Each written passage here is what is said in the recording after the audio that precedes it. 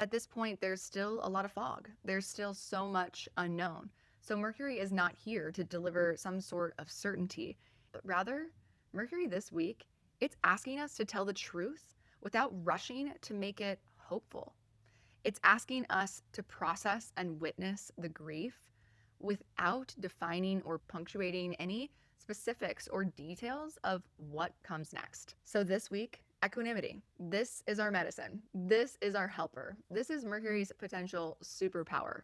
Because my intention, my hope, my reason for bringing equanimity into the theme of this episode is so that we can all have the ability to stay honest about what's hard and what's happening without becoming closed, contracted, and cynical, and also to stay open about what could be possible, about the future, and really having faith and trust in those resolutions, those choices that we've been making in the midst of so much unknown without becoming delusional, without becoming totally lost in some sort of fantasy land, and instead holding everything all at once together. Equanimity is this quality and this skill, this state of mind of spaciousness.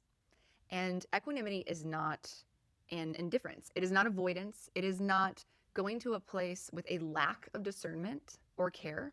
Equanimity is actually the application of being able to look at the entire forest, the entire Sagittarius view of everything that's happening, of the known, of the unknown, of the choices and the consequences, and being able to not attach a sense of good or bad, being able to have an even more critical, compassionate discernment to say, what would it be like if both grief and excitement could coexist?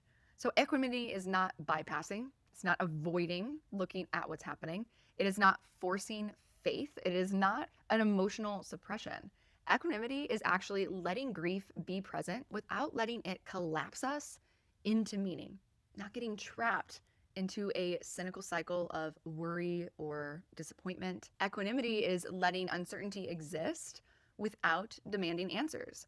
It's allowing people to remain in whatever reality they've chosen without labeling that as right or wrong or good or bad.